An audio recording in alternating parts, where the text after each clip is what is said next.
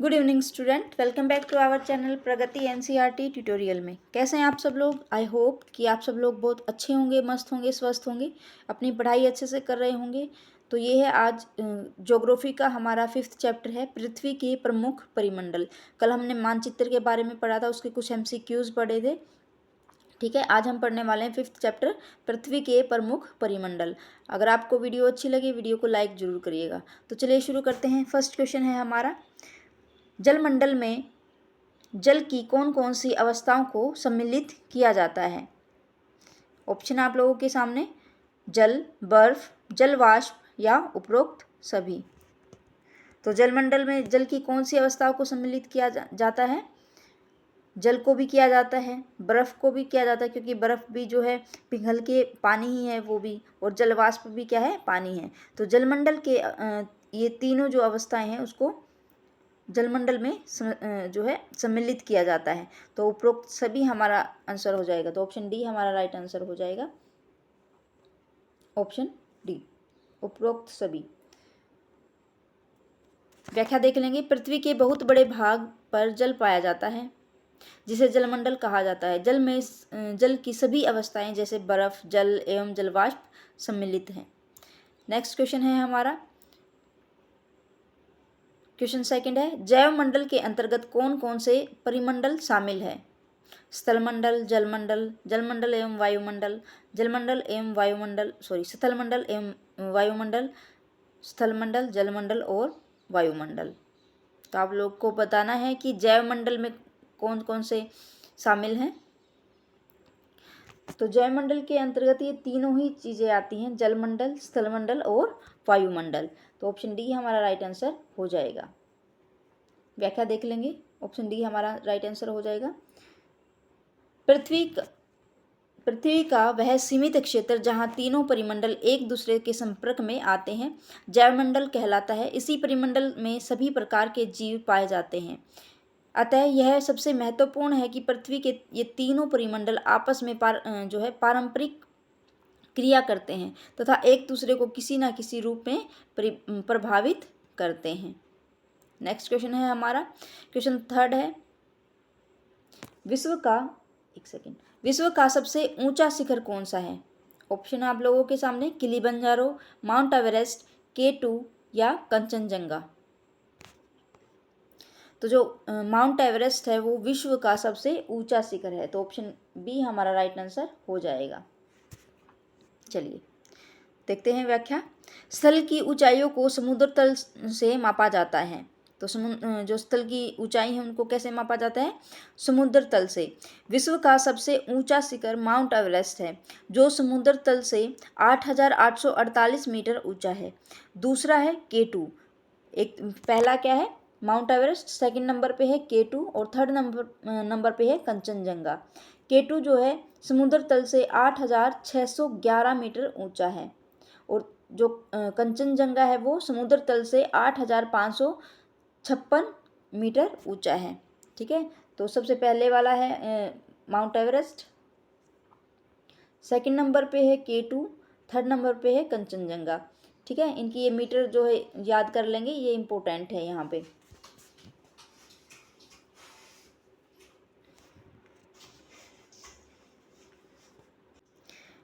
Question fourth है, विश्व का सबसे गहरा भाग किस महासागर में स्थित है? ऑप्शन ए है आप लोगों के सामने, प्रशांत महासागर, अटलांटिक महासागर, हिंद महासागर या आर्कटिक महासागर। तो विश्व का सबसे गहरा भाग है प्रशांत महासागर का, जो मोरियाना गर्त है। ठीक है, प्रशांत महासागर का मोरियाना गर्त विश्व का सबसे गहरा भाग माना जाता है। तो ऑप्शन ए हमारा राइट आंसर हो जाएगा। देखिए व्याख्या देख लेंगे। विश्व का सबसे गहरा भाग प्रशांत महासागर का मोरियाना गर्त है, जिसकी गहराई 11,022 मीटर है। कितनी है? 11,022 मीटर। नेक्स्ट क्वेश्चन है, क्वेश्चन 5 है, पृथ्वी के महाद्वीपों का आकार के अनुसार सही क्रम आप लोगों को बताना है कि जो महाद्वीप हैं वो सबसे बड़ा कौन सा है, फिर उससे छोटा, फिर उससे छोटा, ऐसे सही क्रम आप लोगों को बताना है। ऑप्शन है आप लोगों के सामने, एक सेकेंड। एशिया, अफ्रीका, यूरोप, उत्तरी अमेरिका, दक्षिण अमेरिका। बी है एशिया, उत्तरी अमेरिका, दक्षिण अमेरिका, अफ्रीका, यूरोप। सी है एशिया, अफ्रीका, उत्तरी अमेरिका, दक्षिण अमेरिका या यूरोप। डी है एशिया, यूरोप, अफ्रीका, उत्तरी अमेरिका या दक्षिण अमेरिका। तो सबसे बड़ा कौन सा है हमारा? सबसे बड़ा है एशिया। तो एशिया तो चारों में दे रखा है, ठीक है। उसके बाद है अफ्रीका, ठीक है। ऐसे हम जो है आंसर को भी देखते जाएंगे। तो अफ्रीका है, तो इसमें अफ्रीका है तो ये वाला ले लेते हैं। इसमें अफ्रीका सेकंड नंबर पे नहीं दिखा रखा, इसको काट देंगे। इसमें भी नहीं दिखा रखा, डी वाले को भी काट देंगे। तो बच गए हमारे पास सिर्फ ये दोनों। तो अब देख लेंगे। उसके बाद है एशिया, अफ्रीका, अफ्रीका के बाद है उत्तरी अमेरिका। तो यहीं से हमारा आंसर मिल गया है। तो ये थर्ड जो है ऑप्शन सी हमारा राइट आंसर हो जाएगा। सबसे पहले एशिया, फिर अफ्रीका, फिर उत्तरी अमेरिका, फिर दक्षिणी अमेरिका और यूरोप सबसे छोटा महाद्वीप है, ठीक है। चलिए, ऑप्शन सी हमारा राइट आंसर हो जाएगा। देखेंगे, पृथ्वी के महाद्वीपों के आकार के अनुसार क्रम है एशिया, अफ्रीका, उत्तरी अमेरिका, दक्षिण अमेरिका, अंटार्कटिका, यूरोप या ऑस्ट्रेलिया। क्वेश्चन 6 है एशिया तथा यूरोप को अलग करने वाली स्थलीय संरचना में शामिल है यूराल पर्वत, यूराल नदी, कोकेसस पर्वत। ऑप्शन है आप लोगों के सामने, केवल एक, केवल दो और तीन, केवल एक और दो, उपरोक्त सभी। तो जो यूराल पर्वत और यूराल नदी है ये एशिया तथा यूरोप को अलग करती है, ठीक है। तो ऑप्शन सी हमारे सामने आंसर हो जाएगा, ऑप्शन सी। व्याख्या देख लेंगे। यूरोप और एशिया एक भूभाग है, भूभाग के रूप में दिखाई पड़ते हैं जो सिर्फ यूराल पर्वत और यूराल नदी के द्वारा एक दूसरे से अलग होते हैं। पर व्यवहारिक रूप से यूरोप और एशिया दो अलग महाद्वीप ही समझे जाते हैं। यूरोप एवं एशिया के संयुक्त भूभाग को Eurasia plus Europe plus Asia कहा जाता है, ठीक है। चलिए, नेक्स्ट क्वेश्चन है क्वेश्चन 7। वह कौन सा महाद्वीप है जिससे होकर कर्क रेखा, मकर रेखा तथा विषुवत तीनों गुजरती हैं? अफ्रीका, दक्षिण अमेरिका, यूरोप, एशिया। तो एक कौन सा महाद्वीप है जिससे तीनों रेखाएं हमारी होकर गुजरती हैं? मकर रेखा भी, कर्क रेखा भी, मकर रेखा भी और विषुवत। तो जो अफ्रीका है उससे तीनों लाइनें जो है होकर गुजरती हैं। कर्क रेखा भी, ये बीच वाली है विषुवत रेखा, नीचे वाली है मकर रेखा, ठीक है। तो ऑप्शन ए हमारा राइट आंसर हो जाएगा। अफ्रीका एशिया के बाद विश्व का दूसरा सबसे बड़ा महाद्वीप है। यही एक ऐसा महाद्वीप है जिससे होकर कर्क रेखा, मकर रेखा तथा विषुवत रेखा तीनों रेखाएं गुजरती हैं। विषुवत रेखा या 0 डिग्री अक्षांश इस महाद्वीप के लगभग मध्य भाग से होकर गुजरती है, मतलब बीचों बीच गुजरती है। नेक्स्ट क्वेश्चन है क्वेश्चन 8। एशिया को अफ्रीका से अलग करने वाली नहर का क्या नाम है? पनामा नहर, स्वेज नहर, कील नहर या सू नहर। तो एशिया और अफ्रीका को अलग करने वाली नहर कौन सी है? स्वेज नहर। कौन सी है? स्वेज नहर। तो ऑप्शन बी हमारा राइट आंसर हो जाएगा। मिस्र से सिनाई प्रायद्वीप में बनाई गई स्वेज नहर विश्व की सबसे बड़ी कृत्रिम नहर है। यह नहर भूमध्य सागर को लाल सागर से जोड़ती है तथा एशिया महाद्वीप को अफ्रीका महाद्वीप से अलग करती है। 1869 में इस नहर को जहाज़ों के आवागमन के लिए खोल दिया गया था, जिसके कारण यूरोप और एशिया के बीच की जो दूरी है वो काफ़ी कम हो गई। नेक्स्ट क्वेश्चन है हमारे सामने, उत्तरी अमेरिका तथा दक्षिण अमेरिका महाद्वीप किस देश में मिलते हैं? पनामा, कोस्टा रिका, निकारागुआ या होंडुरास। तो उत्तरी अमेरिका तथा दक्षिण अमेरिका महाद्वीप किस देश में मिलते हैं? पनामा नहर से, ठीक है। जो पनामा है, पनामा जल संधि है। तो ऑप्शन ए हमारा राइट आंसर हो जाएगा।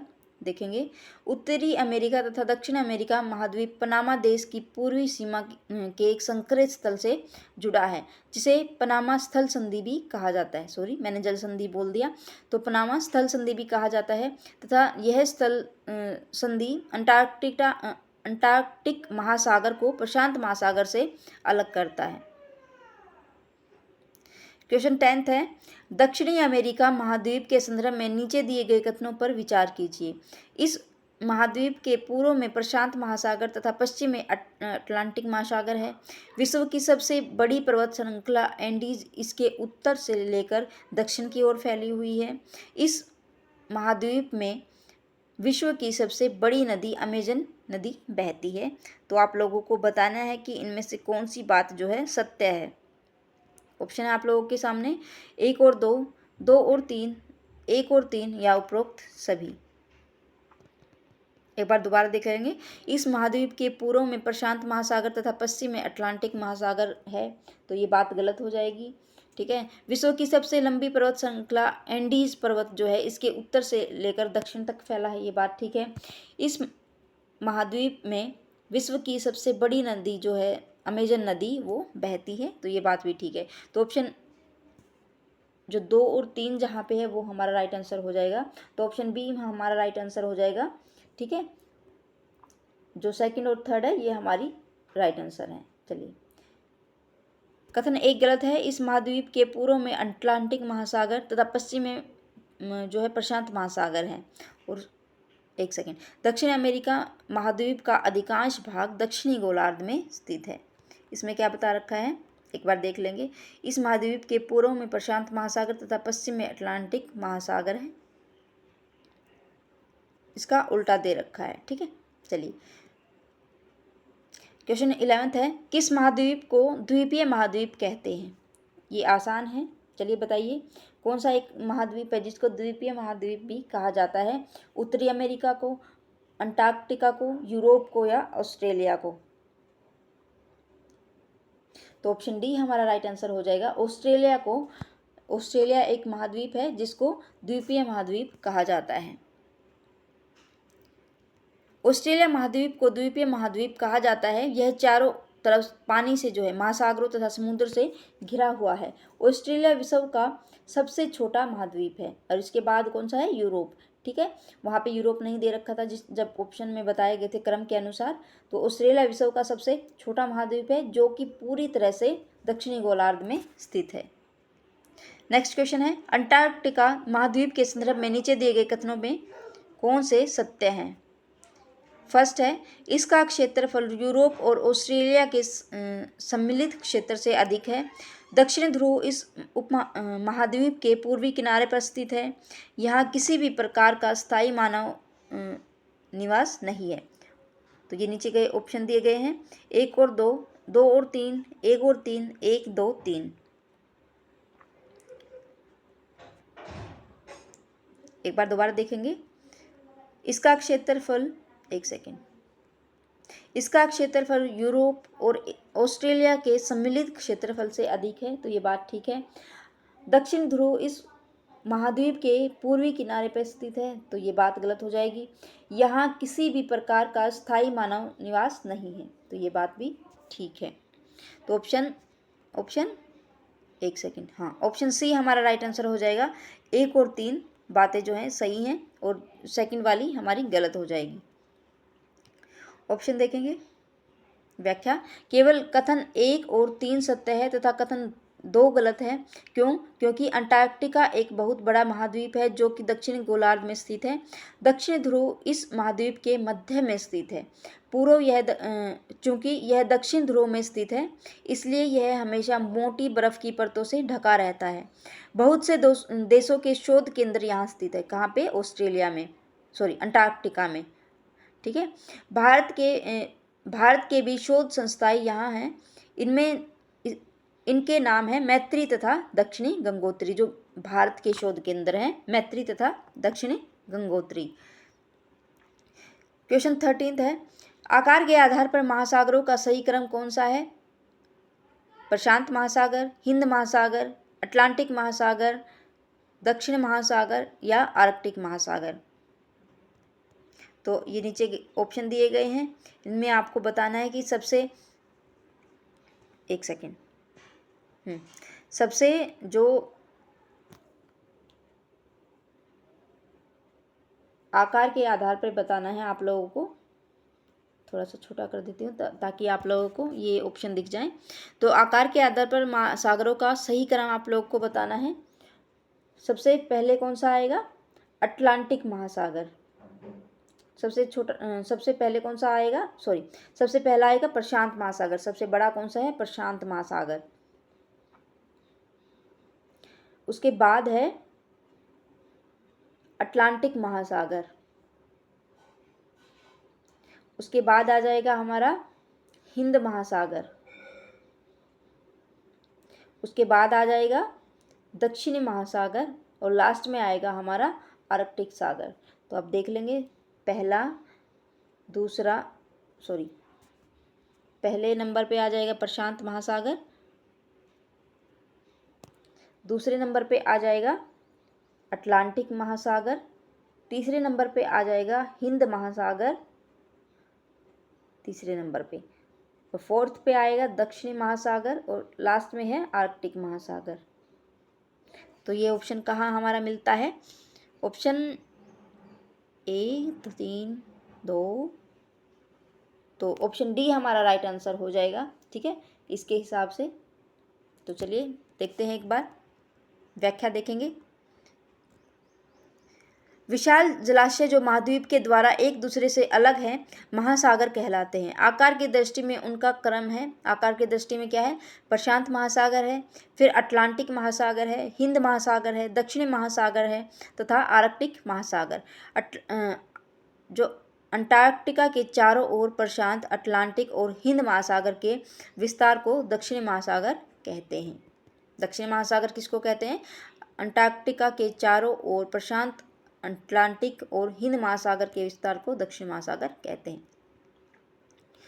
क्वेश्चन 14 है, नीचे दिए गए कथन किस महासागर से संबंधित है? यह महासागर पृथ्वी के 1/3 भाग पर फैला है, अर्थात इसका क्षेत्रफल सभी महाद्वीपों के कुल क्षेत्रफल से बड़ा है। सेकंड है, यह अन्य महासागरों की अपेक्षा अधिक गहरा है। किसके बारे में बताया गया है? यह आप लोगों को बताना है।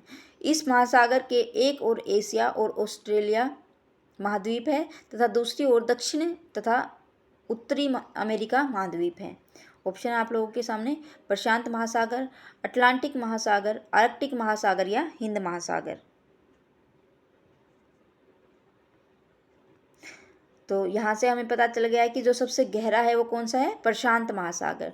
तो हमारा राइट आंसर हो जाएगा प्रशांत महासागर। ये सारी विशेषताएं किसकी हैं? प्रशांत महासागर की। चलिए व्याख्या देख लेंगे। ऊपर दिए गए कथन में प्रशांत महासागर के संदर्भ में है। प्रशांत महासागर सबसे बड़ा महासागर है। पृथ्वी का सबसे गहरा भाग मोरियाना ग्रत जो है प्रशांत महासागर में ही स्थित है। क्वेश्चन 15 है, नीचे दिए गए कथन एवं कारण पर विचार कीजिए। कथन क्या है? अटलांटिक महासागर की तटरेखा पोताश्रों एवं पत्तनों के निर्माण के लिए आदर्श स्थिति है। कारण क्या है? अटलांटिक महासागर की तटरेखा सीधे एवं चौड़े हैं।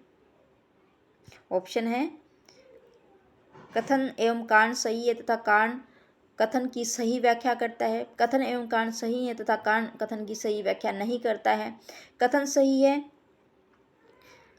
एवं कारण गलत है। कथन गलत है एवं कारण सही है। तो आप लोग को बताना है कथन क्या है?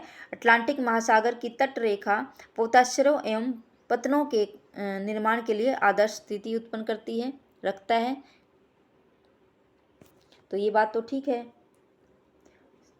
कारण क्या दिया गया है? अटलांटिक महासागर की तटरेखा सीधे एवं चौड़े हैं, तो ये चीज़ गलत हो जाएगी। तो कथन सही है और कारण गलत है, तो ऑप्शन सी हमारा राइट आंसर हो जाएगा।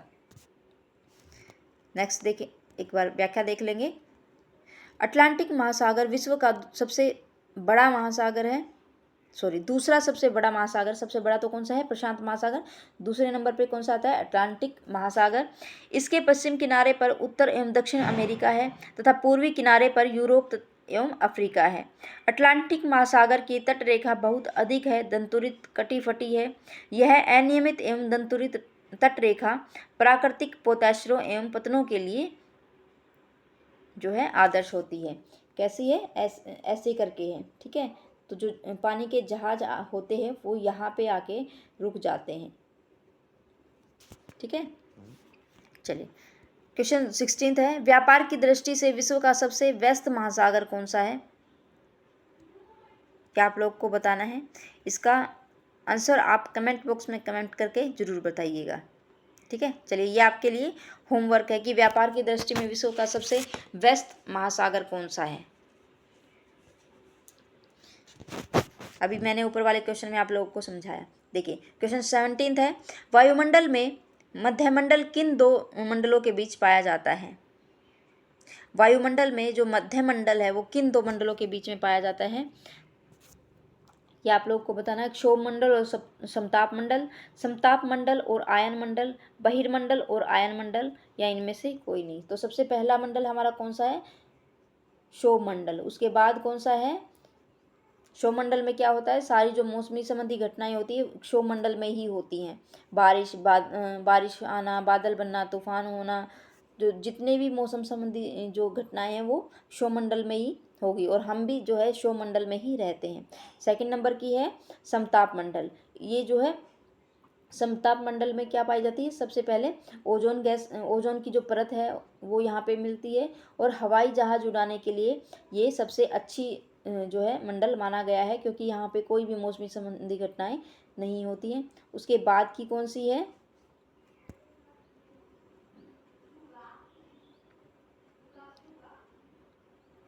उसके बाद है हमारी, बताइए,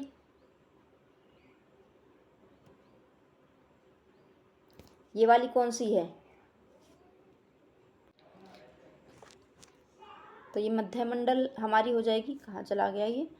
सबसे पहले हमारी है क्षोभ मंडल, समताप मंडल, फिर मध्यमंडल, फिर आयन मंडल जिसको ताप मंडल भी कहा जाता है, उसके बाद है हमारी बहिर्मंडल, ठीक है। तो एक सेकेंड, ये है क्षोभ मंडल, ये है समताप मंडल, ये है मध्यमंडल, ये है आयन मंडल, और ये है बहिर्मंडल।